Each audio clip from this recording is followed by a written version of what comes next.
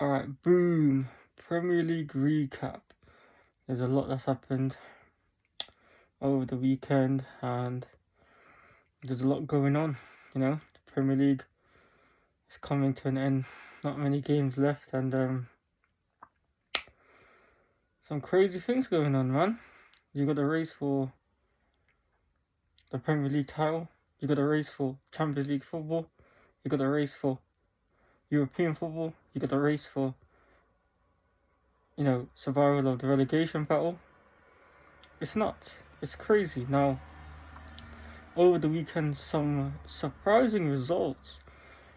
And every game, anything can change. A draw, a win, a loss, and you could go from 6th to 9th. I don't know, 10th to 15th. You could be in a relegation battle. You could be 18th, and you could go to like 14th.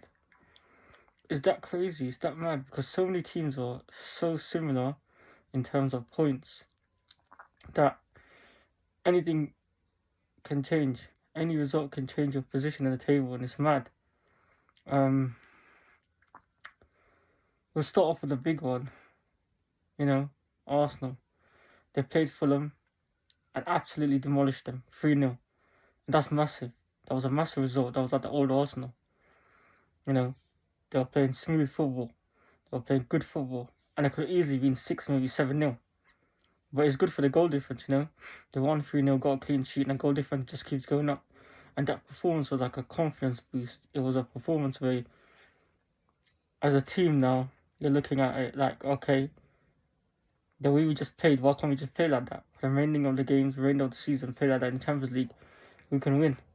We can beat anyone on our day. That reminded me of the old Arsenal, honestly.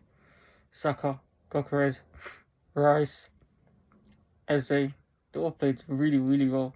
That really reminded me of the old Arsenal. Then we went to Man City. Now, Man City dropped points against Everton. They drew 3-3. And when you look at that game, the mistakes Man City made were avoidable. And in those type of mistakes you can't make. Because in this crucial time, making those type of mistakes will cost you. And it's cost Man City, They conceded 3 to Everton. And they had a mad maybe 15-20 minutes where they ended up conceding those 2 goals. Or 3 goals, you could say. It was like a mad period of time where Everton were all over Man City. And for me, the mistakes they made for those type of goals, you just can't make it. You're playing for a big club. These type of players, you're playing for a big club. You're on big money. And you're making these type of mistakes. And every result matters. And Pep knows that. And it's 2 points dropped. And they didn't deserve to win. So I think Everton deserved to win. And Man City, if you're going for the Premier League title, number one, the players don't make those type of mistakes. Number two, at this time it's so crucial they don't drop points, and they drop points. And that's a massive drop of points to Everton, It's massive. It's an advantage of Arsenal, For me, Man City, you're used to this. You're used to this pressure. And that Everton game seemed like they were under pressure. So for me, I think it's advantage Arsenal. Aston Villa. Aston Villa, they rested a lot of players, and Unai Emery is going for the Europa League. And I know Unai loves the Europa League, so he definitely thinks Aston Villa can win it, and they can. And he's probably thinking, let's just get through the Champions League, through the Europa League, win a title at the same time. So he obviously rested a lot of players. They lost to Tottenham, and they dropped out of the top 4. I still think they may make it, but I think Unai Emery's got his eyes on the Europa League. As for Aston Villa, you've got Tottenham, who they lost to Tottenham. I feel for West Ham because Tottenham, they should have been a tougher game for Tottenham. But it was a much easier game where Aston Villa rested their players and Tottenham just had a free pass. There was no... Yeah, Tottenham actually played amazing, don't get me twisted. Every single player was running up and down like it was a marathon. They played amazing. They played really good. But I think if Aston Villa didn't rest their players, it could have been a much different game. That's why I feel sorry for West Ham fans, because Aston Villa didn't even play the strongest 11. But there's teams in other competitions, so they're trying to put the eggs in all in one basket. So maybe Spurs go away with one there. So that's a massive point, 3 points for Spurs. I didn't think they'd win, but massive. As for West Ham losing to Brentford, they got battered.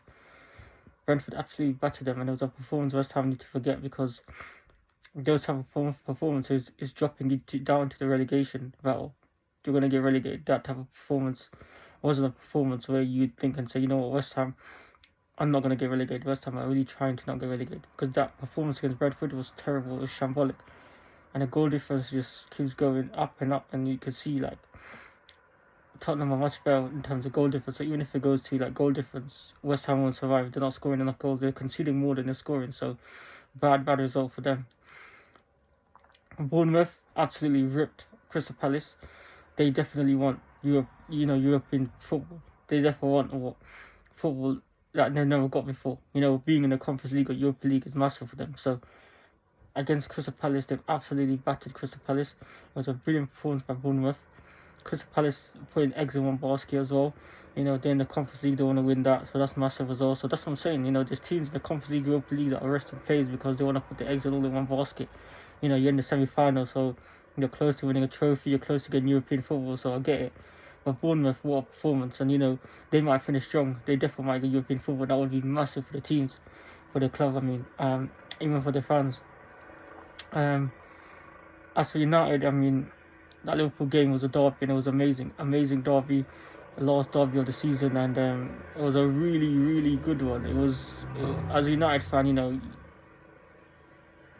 that was a game where you looked at enough. Well, you know what, United might embarrass Liverpool here, they might humiliate them. 2-0 up, early goals, quick goals, it's what you wanted. I'm thinking maybe at half time we should have easily been up 4-5-0, the chances we had. But then in the second half, I didn't recognise United. They allowed Liverpool to come back at the team. They allowed, 2 mistakes. You make 2 mistakes, you let a team come back, and they're going to punish you. And Liverpool could have easily punished us, and we could have lost, but we managed to get out of it with a goal by Kobe Mino. But looking at that game, the chances everyone had, the chances United had, Bruno could have broken their assist record easy. Nonetheless, we won. We got away with it. I wouldn't say we got away with it, but I just say we made it harder for ourselves. And that's the thing with United; they always make things harder for themselves and don't need to. You don't need to make these games hard for yourself. You're 2-0 up. How can you crumble like that? Why do you let the pressure get you like that? Mistakes are made, but you don't make those type of mistakes twice, over and over again. Like even a big game like that, a crucial game. A team like Liverpool, Man City, Arsenal, you give them, goals like that, they'll easily, demolish you. Honestly speaking, it's crazy. Well, obviously United won, Champions League secured. They beat their rivals. It was a really good game, entertaining game. Could have easily been a different scoreline than 3-2, but it's a good result for United. As for Liverpool, they're still in the Champions League. I think they'll still finish in the Champions League. The team's too strong to, lose the remaining games or even, fall out the top 4 or even top 5. So I don't think they'll fall out the Champions League. I think they'll qualify, and I think they'll finish strong anyways. Looking at the games, they haven't got tough games like that, and I can't see them losing all the games remaining. So I think Liverpool will still finish in the top 5. But obviously they need to start getting the wins under the belt. They've got a really, really good team and they're really strong, so I wouldn't worry as Liverpool fans. But looking at the Premier League table as well. Looking at Fulham, looking at Bournemouth, looking at Brighton, looking at Newcastle. Newcastle winning. I didn't think Newcastle would win over the weekend. I didn't see that coming, but they've managed to get a win. I'm surprised that they beat Brighton. I really am, but Newcastle managed to get that win, and like I said, any win can take you from 14th to 10th or 9th. It's that crazy in the Premier League right now. So Newcastle's win was massive. For Brighton, it was a loss where you're looking back at it like we should have won. We're the better team on form, we're fighting for European football, and it's massive. That's what I'm saying. A lot of results went a lot of people's ways, a lot of teams' ways, a lot of teams' results went a lot of teams' ways. And it's like everyone's just like win, draw, loss, or we got capitalize. You know, it's mad in the Premier League right now. I don't know who's gonna get relegated. I don't know who's gonna get European football. I don't know who's gonna finish the Champions League position. Who's gonna win the title? You know, there's so much going on. The results are crazy. The league's crazy at the moment, and with the end of the season coming near, I couldn't predict anything. Any result, anything can change. Any game, anything can change, man. Any point, any win, any loss. You know, it could go down to goal difference, how many goals scored, how many goals you could see. It could be anything. So this Premier League is really, really exciting. I look forward. As a United fan, anyways, who secure Champions League football, I sit back and look forward to all the other teams. You know, see what happens, see who finishes where. You know, there's chaos in the league right now, pure chaos, and it's been a good weekend as a Premier League. Itself has been a good week of games. It's been entertaining. It's been fun, and you know, like I said, I just can't predict what's gonna happen. Football fans out there, let me know what you think. Can you predict what's gonna happen? Who's gonna finish in the top 5? Champions League football. Who's gonna get European football? Who's gonna get relegated? Who's gonna win the title? You know, let me know what your predictions are. What you think's gonna happen? Pure chaos is going on right now. Pure chaos. Any result, every single result, everything matters. So I honestly can't see where this is all gonna go, but as a United fan, I'm happy. Secure Champions League football. I just want to get third place. I'll be happy with that. Finish as high as we can. But now we can just sit back and relax. Look at other teams. Look at other results. See what happens there. But pure chaos in the Premier League. You know, it's coming to an end soon. Enjoy it while we can.